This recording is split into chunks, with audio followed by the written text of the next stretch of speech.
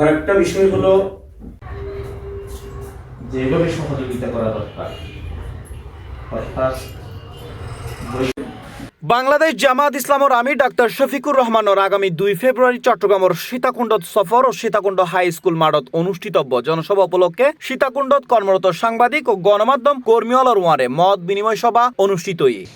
সীতাকুণ্ড এই আসনটি 11 দল থেকে আমরা সমর্থন পেয়েছি এবং জামাত ইসলামী থেকে মনোনয়ন পেয়ে আমরা আনোয়ার সিদ্দিক চৌধুরীকে আমাদের প্রার্থী ঘোষণা করেছি। শুক্রবার 30 জানুয়ারি বিকেলে 5টায় বাংলাদেশ জামাত ইসলাম সীতাকুণ্ড উপজেলা শাখার মিডিয়া ও প্রচার বিভাগের উদ্যোগে উপজেলা জামাতের কার্যালয়তে মত বিনিময় সভা অনুষ্ঠিত হয়। জামাত ইসলামী 300 আসনে নির্বাচন করার সিদ্ধান্ত নিয়ে প্রার্থী ঘোষণা করেছিল।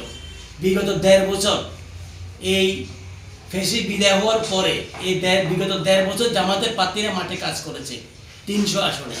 এ সময় উপজেলা জামায়াতের আমির মাওলানা মিজানুর রহমানের সভাপতিত্বে প্রধান অতিথি হিসেবে উপস্থিত আছেন চট্টগ্রাম উত্তর জেলা জামায়াতের সহকারী সেক্রেটারি ফজলুল করিম। বিশেষ অতিথি হিসেবে আরও উপস্থিত আছেন চট্টগ্রাম উত্তর জেলা শ্রমিক কল্যাণ ফেডারেশনের সেক্রেটারি জসিমউদ্দিন আজাদ, উপজেলা জামায়াতের সেক্রেটারি মোহাম্মদ তাহের, উপস্থিত আছেন রাশেদুজ্জামান মজুমদার, অ্যাডভোকেট আশরাফুর রহমান, মিসবাউল আলম রাসেল, আবুল হুসাইন, অ্যাডভোকেট মুস্তফা নূর, সাবেক কমিশনার রেহান উদ্দিন সহ বিভিন্ন স্তরের নেতৃবৃন্দ।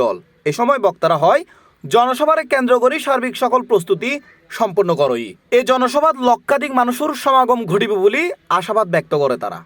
নির্বাচনের স্ট্র্যাটেজির কারণে এবং দেশের ভবিষ্যৎ নির্ধারণের আমরা কি বেশিবাদী গাইতে ফিরে যাব না স্বাধীন সার্বভৌম নতুন বাংলাদেশ আমরা গঠন করব, এই প্রেক্ষাপটে এসে জোট করার প্রয়োজনীয়তা দেখা দিয়েছে।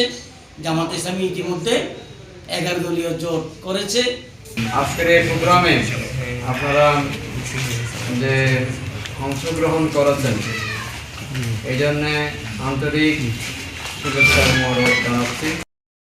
পরিচালনা পরিষদের পক্ষ থেকে বিশেষ করে আপনাদের দাওয়াত দেওয়া হয়েছে। আমি সীতাকুণ্ড প্রেস ক্লাবের সাবেক প্রেসিডেন্ট। আসসালামু আলাইকুম। আমি শেখ সালাউদ্দিন। C+ TV Chittagong.